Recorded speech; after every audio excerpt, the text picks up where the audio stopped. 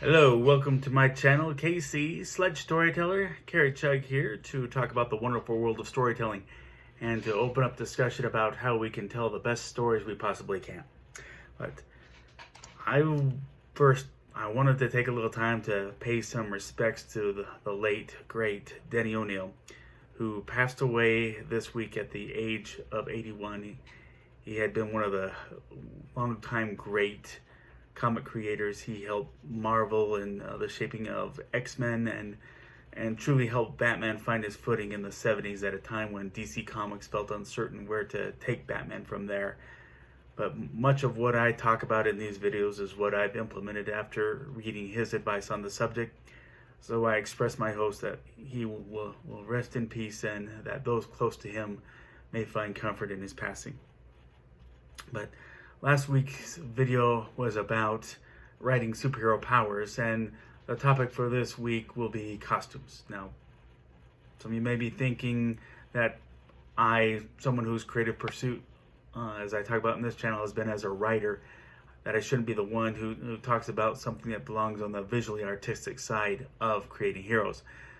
But first, as not just a writer of Sledge, but his creator, I would benefit heavily from having some visual insight on what he should look like, and something that weighs more heavily in that defense was the story of how Batman's image was realized.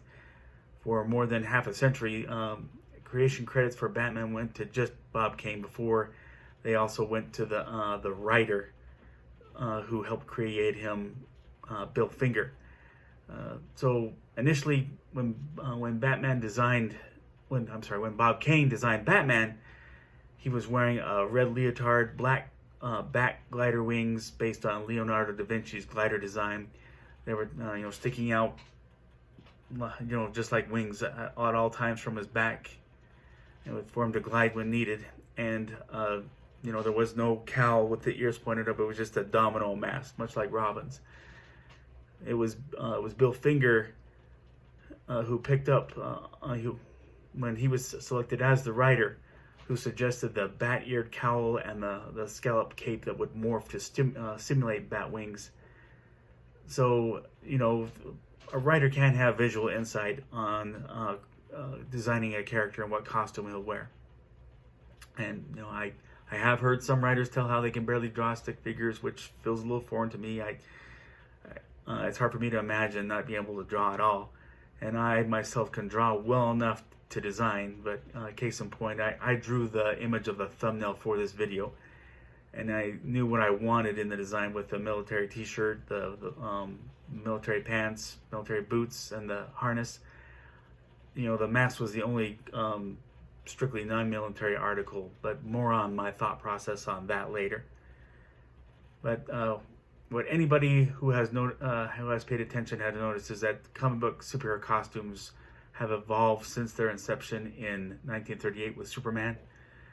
From there, I want to point out the key inspiration for that. We look at the kind of costumes most superheroes were wearing from then up until about 2009. Most notably tights, the trunks. That was not underwear. They were trunks they were wearing on the outside, and capes. And those articles of fashion, they became the butt of many jokes in more recent years, but not so much back in the 30s and 40s, because that was the attire worn by circus strongmen and acrobats. It was all part of the show that came to communities and that familiarized most people. Most people were attending circuses back then. And, it was not a foreign thing for them to see that type of thing for somebody who was going into daring do anything, including crime fighting. And I have to say, at least in the comics, I'm amazed at how long we were seeing those costumes, even amid all the jokes. The nostalgia kept that going. But of course, while the costumes have been adapted to the times, finally, not that I was really in big anticipation of it, but it was time when it happened. But Batman's costume, it shifted more toward tactical armor, even in the comics, though it kind of started in the movies. And Superman, it looked fine on the tight sled looked fine on Christopher Reeve, but the more practical garb came. That was what we see in more recent incarnations, including the comics, it's practical military garb from Krypton. But still, the whole concept of tights has stuck around for the superhero parody. But now, whatever you have in mind for costume, if you're creating a superhero character, your aim needs to be that having it reflect the story setting, the tone, the hero's powers. And I talked about that in last week's video, and the hero's personality. So with the setting, because the hero has to blend with the surroundings based on the time period, the story's environment, and the supporting cast. That, it's simple as that. Sum it up that way. With powers, I like to compare it to designing a football uniform. Think of a theme. Think on the imagery that theme will reflect. And if it be a type of animal, or if it's a cool pattern reminiscent of a certain power. It's also worth mentioning, you have the Incredible Hulk. I think the purple pants, the torn purple pants, counts as a costume. They're an indication of his massive strength and his brutal approach to crime fighting. Now, personality, we're still kind of on the football uniform. You can get away with a little flashiness outside of the straight comedy or superhero parody. They can make him like the diva type, like Booster Gold. Read about him. Google Booster Gold if you're not familiar with that. But that is in the mode of giving flashy colors, symbols, diamond studs, chrome plates, something that blends the theme in the subtle, low-key fashion with a practical and a nice, sleek outfit. That's the next approach. Subtle, low-key fashion and practical, with where you can see that in the outfit. And that's mainstream, with Batman keeping his scary bat motif, along with one that kind of looks like a uniform. It's a blend of military-like uniform. Aquaman, he's got his Atlantean royalty motif. Spider-Man in his spider-themed tactical suit. Iron Man with his tactical and weaponized armor. And then you got the plainclothes approach. We see the beginnings of that with Will Eisner's Spirit. Also, the DC Golden Age Sandman. He wore a trench coat, fedora, and gas mask. Or a little bit more recently, Rorschach in the Watchmen trench coat and fedora, but also a white and black mask with a Rorschach Rorschach blots as imagery on the mask. Then you have the type that's strictly business, where there's not a single costume piece that doesn't serve some tactical purpose, but looks convincingly tactical, that that the hero knows what he or she is doing. Like Nick Fury, Black Widow, though okay, there's a minor theme of a Black Widow on her belt buckle, and a former Robin to Batman, Red Hood. Then there's Sledge in that category.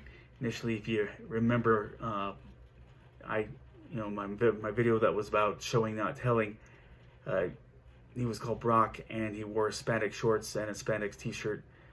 But I was starting to get the idea, while nostalgia was always allowing Superman and Batman to get away with wearing spandex, newer heroes were wearing more practical garb. So I eventually caved in and changed his name to Sledge and gave him the military outfit, both to change his image to a civic soldier type look, but also to show him as the end result of being trained by someone with a military background.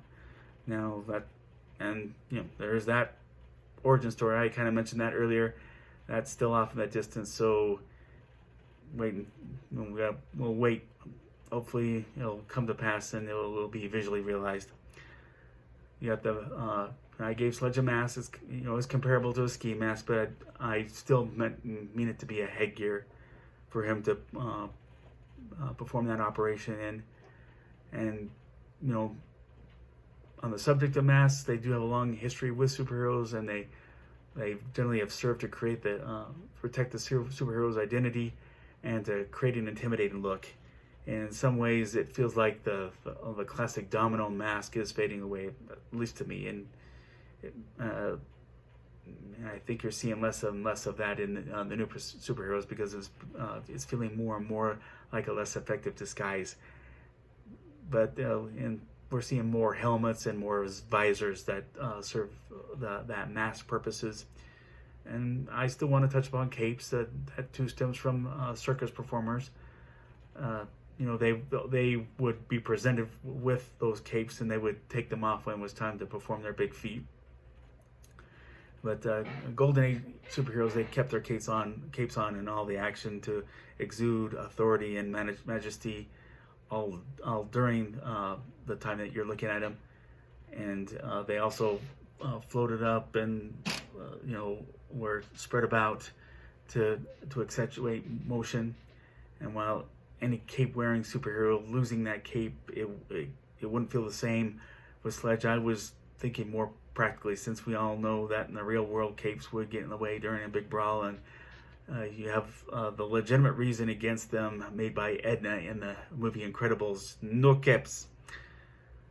But overall, the key here: superhero costumes should be in keeping with the story's tone, theme, and the hero's powers and personality. But that's my insight into superhero costumes. Thanks for watching. If you like this video, please click like. If you like this channel, please click subscribe and share it with a friend. But the invitation remains open to purchase Sledge #1. Just click that link below. And I hope we can get some discussion going. Agree, disagree, something I didn't mention, please comment below. And the news has some bad news lately around us. I still hope that more can be done, that different demographics can get along and to see each other as equals. And let us, mid health crisis, let's remain mindful of our habits, wash our hands, avoid touching our faces, keeping our distance, wearing masks in public, and stay home if you're feeling ill. But that's all for this session. Everybody have a great day.